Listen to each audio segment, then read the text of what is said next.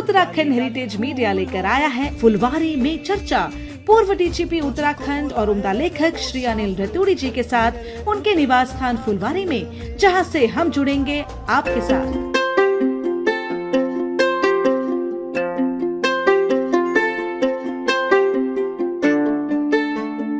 नमस्कार, स्वागत है आपका आपके अपने YouTube चैनल में जिसका नाम है Uttarakhand heritage media, where we present the truth and highlight the essence of Uttarakhand. इस चैनल का उद्देश्य है उत्तराखंड की कला, संस्कृति, साहित्य, पर्यटन के साथ साथ प्रख्यात शख्सियतों को आपसे रूबरू कराने का। और इसी क्रम में हमें बेहद खुशी है कि हम लेकर आए हैं अपनी नई श्रृंखला जिसका नाम है फुलवारी में चर्चा।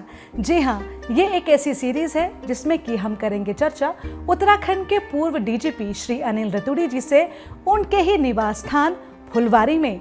तो चलिए होते हैं उनसे रूबरू। नमस्कार सर, और बहुत बहुत धन्यवाद सर कि आपने अपना बहुमूल्य समय हमको दिया। सर, भंवर एक प्रेम कहानी एक ऐसा उपन्यास है आपका जिसने हम सभी के दिलों में जगह बना दी है। तो एक पेशेवर वर्दीधारी पुलिस अधिकारी के रूप में इस साहित्यिक उपन्यास को लिखने की प्रेरणा सर आपको कहाँ से मिली? मेरा ये मानना है कि जितने भी जीव हैं उनमें मानव सबसे भिन्न है, और उसकी सबसे भिन्नता का जो कारण है वो उसकी सृजनात्मक शक्ति है। और मनुष्य अपना सबसे बड़ा जो कार्य करता है वो सृजन करके करता है। तो ये बात सही है कि मैं वर्दी में रहा और वर्दी में सृजन काफ़ी कठिन होता है, लेकिन मैं अंग्रेजी साहित्य का छात्र रहा हूँ और निरंतर जीवन भर वो छात्र में रहा हूँ। साहित्य का मैं हमेशा पढ़ता रहा, और जब मैं सेवानिवृत्त हुआ उसके पश्चात ये जो सृजनात्मक एक अर्ज मन में थी उसको देखते हुए मैं जब लास्ट ये कोविड का लॉकडाउन हुआ तो उस दौरान मैंने ये पुस्तक लिखी है जो काफ़ी दिन से मेरे मन में थी। मेरे विचार से ये एक प्रकार से मनुष्य की जो नश्वरता है उसमें किसी प्रकार की एक अमरता छूने का अवसर देती है। तो ये मेरे उसके पीछे बात रही। सर, ये जो उपन्यास है आपने इसको 3 भागों में विभाजित किया है, पर्वत, धारा और मेघ। तो इसके पीछे कोई कारण है या कोई विधा है?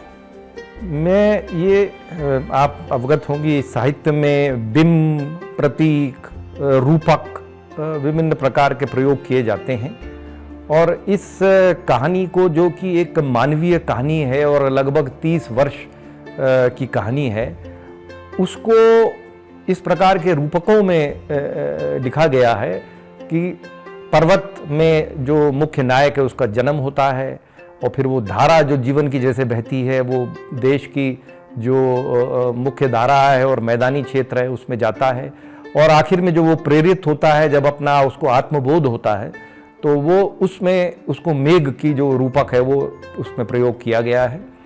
एक मानवीय कहानी के अतिरिक्त जो कि सब जिसमें अपने सच्चाई जीवन के भावों को देख सकते हैं, उसके अतिरिक्त एक जो जीवन की जटिलता है और जो संघर्ष है, और उसमें जैसे सिविल सर्वेंट वो होता है तो जो व्यवस्था से जो संघर्ष है वो सब है इसमें।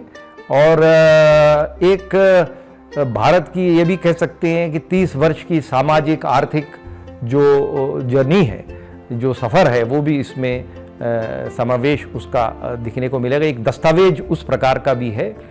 और मैं ये कहूँगा कि यद्यपि ये एक कहानी है लेकिन इसमें हर मनुष्य, जहाँ तक मेरा विचार है, वो कुछ न कुछ अपने जीवन के सत्य को देख सकता है।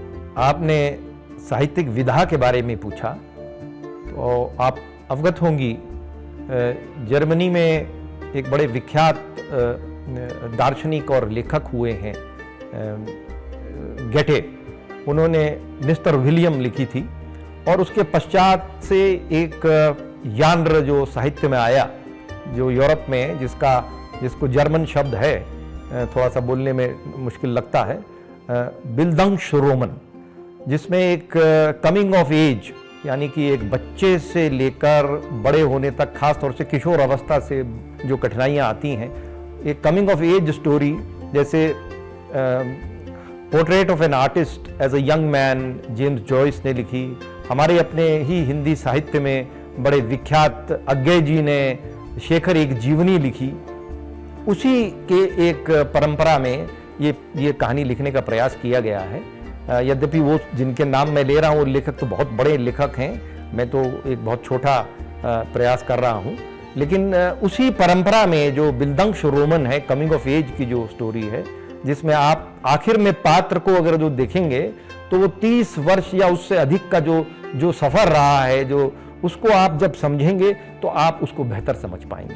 बहुत खूब सर, इस कहानी में महिला किरदारों ने भी बहुत अहम भूमिका निभाई है, तो इस विषय पर आप क्या कहना चाहेंगे? मेरा ये मानना है, मनुष्य समाज में जब तक महिलाओं का पूर्ण सशक्तिकरण नहीं होगा तब तक पुरुष का भी पूर्ण रूप से सशक्तिकरण नहीं हो सकता। महिला और पुरुष एक दूसरे के पूरक हैं और समाज में बड़ा दुर्भाग्य है कि विभिन्न कारणों से अभी महिलाएं जिस रूप में आनी चाहिए उनका सशक्तिकरण वैसा नहीं है। इस कहानी में यद्यपि ये एक कहानी है, लेकिन 30 वर्ष का जो मैंने कहा सामाजिक एक जर्नी या सफ़र भारत का भी है।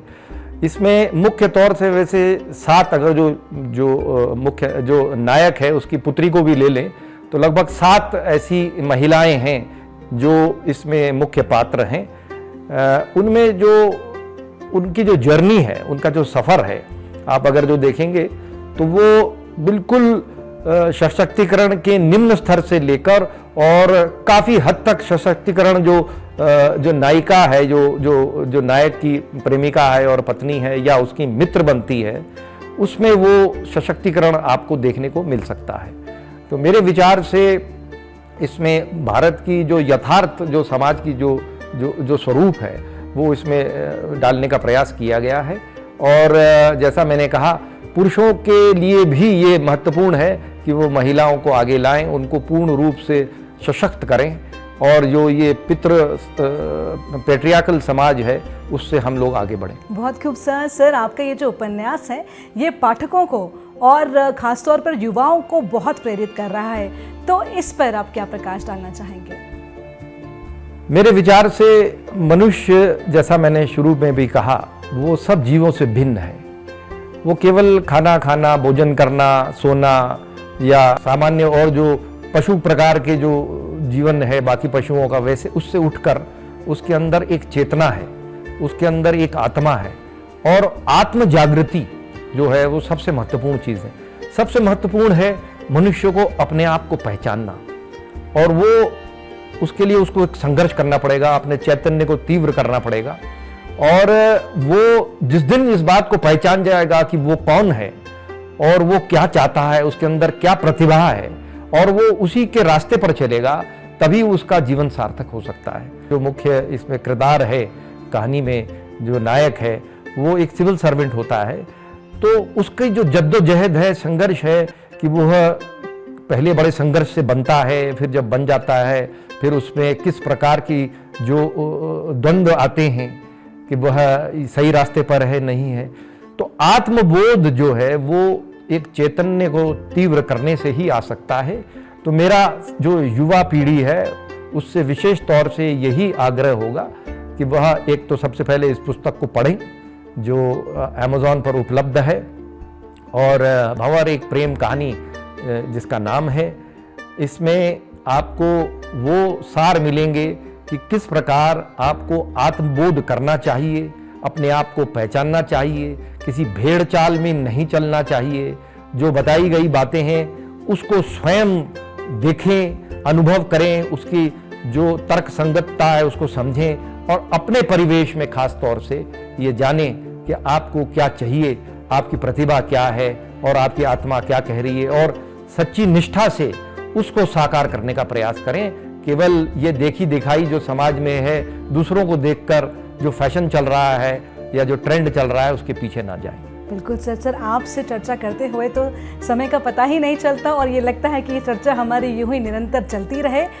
सर, यही कहना चाहूँगी कि आपका जो ये नॉवल है ये जनता तक पहुँचे, और सभी से अनुरोध है कि आप भी सर का नॉवल ज़रूर पढ़ें। जैसा कि सर ने बताया, अमेज़ॉन पे उपलब्ध है भंवर एक प्रेम कहानी, और निश्चित ही इस उपन्यास को पढ़ने के बाद आप सभी को बहुत विभिन्न जो सोसाइटी के शेड्स है उसके बारे में पता चलेगा, एक आत्मविश्वास आपके अंदर और पैदा होगा।